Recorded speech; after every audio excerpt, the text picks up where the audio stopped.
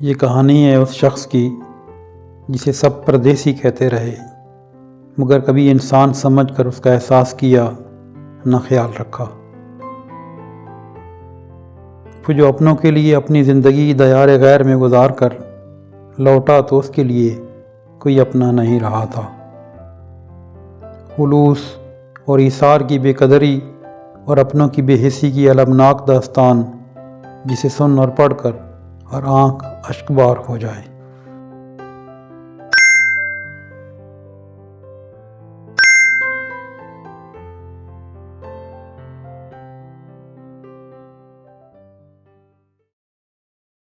کہانی کا عنوان ہے تنہا پردیسی۔ جب حامد نے پہلی بار گاؤں کی کچی گلی سے باہر قدم رکھا تھا تو اس کے پاؤں کانپ رہے تھے، مگر آنکھوں میں خواب تھے۔ عمر بمشکل 22 برس تھی۔ باپ کا سایہ پہلے ہی اٹھ چکا تھا۔ ماں کی کمزور آنکھیں اور بہنوں کی ادھوری خواہشیں اسے ہر روز آئینہ دکھاتی تھیں۔ اس نے سنا تھا کہ دیار غیر میں محنت کا مول ملتا ہے، پسینہ رائگان نہیں جاتا۔ اسی یقین کے سہارے وہ عرب کے صحرا میں جا اترا۔ پہلا دن، پہلی دوپہر، 50 ڈگری کی دھوپ، سر پر ہیلمٹ، ہاتھ میں اوزار۔ حامد کو لگا جیسے سورج زمین پر نہیں بلکہ اس کے سینے پر اتر آیا ہو، مگر اس نے دانت بھینچ لیے۔ وہ جانتا تھا یہ درد وقتی ہے، گھر کی خوشی مستقل۔ مہینے سالوں میں بدل گئے، سال دہائیوں میں۔ حامد نے زندگی کو کیلنڈر سے نہیں، ترسیلات زر کی رسیدوں سے ناپا۔ ہر رسید کے ساتھ کسی نہ کسی کی خوشی جڑی ہوتی۔ بیوی کے لیے زیور، بچوں کے لیے فیس، گھر کے لیے پکی چھت، ماں کے لیے دوا، وہ خود۔ اس کے حصے میں صرف تھکن آتی۔ جب پہلی بار اس کے بالوں میں چاندی اتری تو اس نے آئینہ بدل دیا۔ جب کمر میں درد نے سیدھا کھڑا ہونا مشکل کیا تو اس نے پین کلرز بڑھا دیں۔ جب دل نے تنہائی کی دہائی دی تو اس نے اوور ٹائم لے لیا تاکہ سوچنے کا وقت نہ ملے۔ اس کے بچے اس کی آواز پہچانتے تھے، اس کا لمس نہیں۔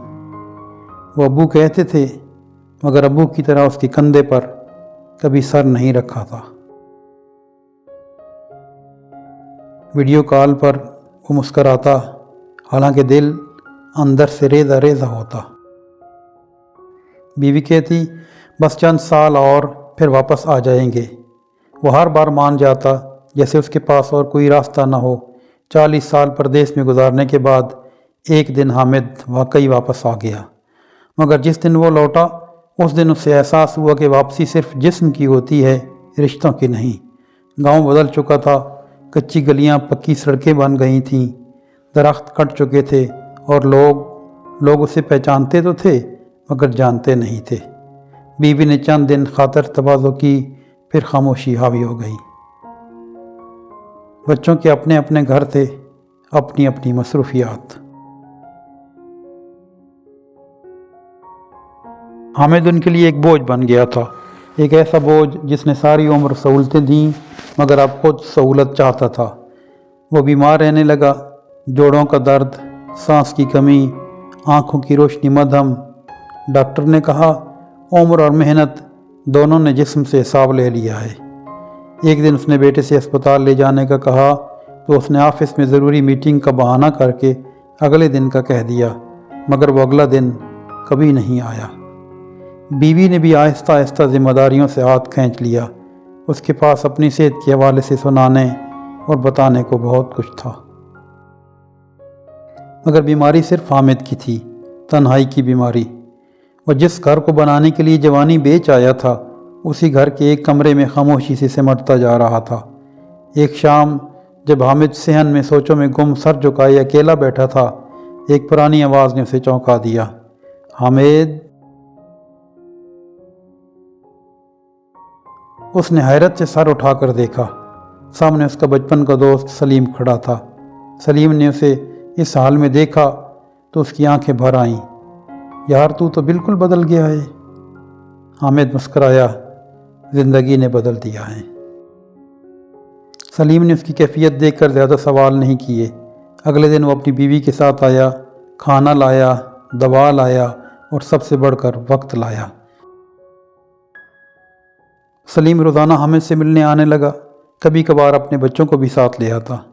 اس سے حامد کا وقت اچھا گزر جاتا اور طبیعت بھی بہتر محسوس ہوتی، مگر وقت پر دوا اور کھانا نہ ملنے اور مناسب دیکھ بھال نہ ہونے کی وجہ سے جب اس کی حالت زیادہ بگڑنے لگی تو سلیم نے کہا، میرے گھر آ جاؤ، یہاں اکیلے کیوں تڑپتے ہو؟ حامد نے انکار کرنا چاہا، مگر آنکھوں کے آنسو پہلے ہی ہاں کہہ چکے تھے۔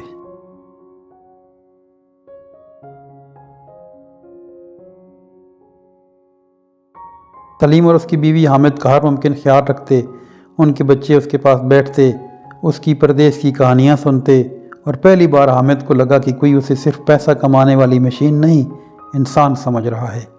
سلیم کے گھر میں حامد نے سکون کے چند مہینے گزارے، شاید اپنی پوری زندگی کے سب سے پرسکون مہینے۔ وہ جانتا تھا اب زیادہ وقت نہیں۔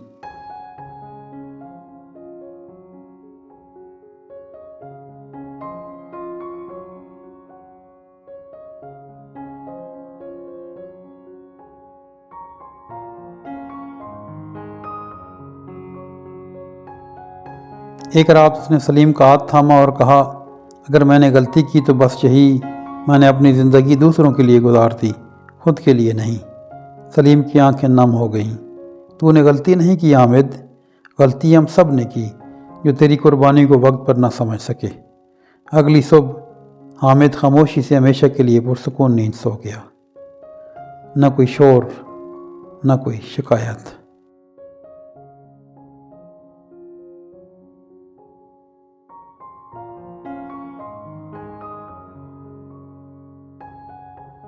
جنازے میں اس کے بیوی بچے آئے، مگر آنکھوں میں وہ آنسو نہ تھے جو زندگی میں نہ ملنے کا کفارہ ادا کر سکیں۔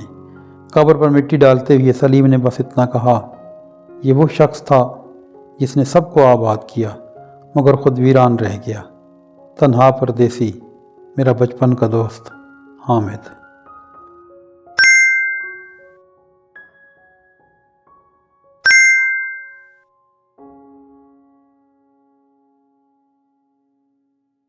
پردیس میں محنت کرنے والے لوگ صرف روزی کمانے والی مشینیں نہیں ہوتے، وہ جذبات رکھتے ہیں، یادیں رکھتے ہیں اور محبت کے محتاج ہوتے ہیں۔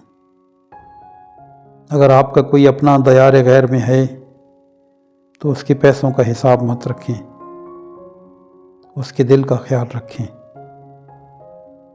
کیونکہ کبھی کبھی ایک تصویر، ایک کال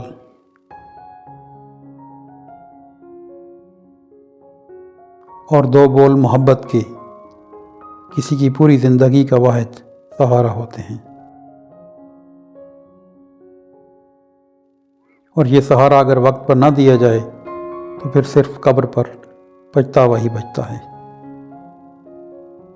اگر آج کی کہانی آپ کو پسند آئی ہے تو لائک کریں اور کمنٹس میں اپنے خیالات کا اظہار کریں۔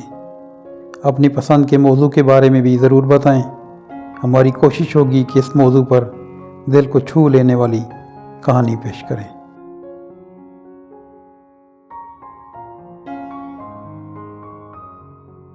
اپنا ڈھیر سارا خیال رکھیں، سلامت رہیں۔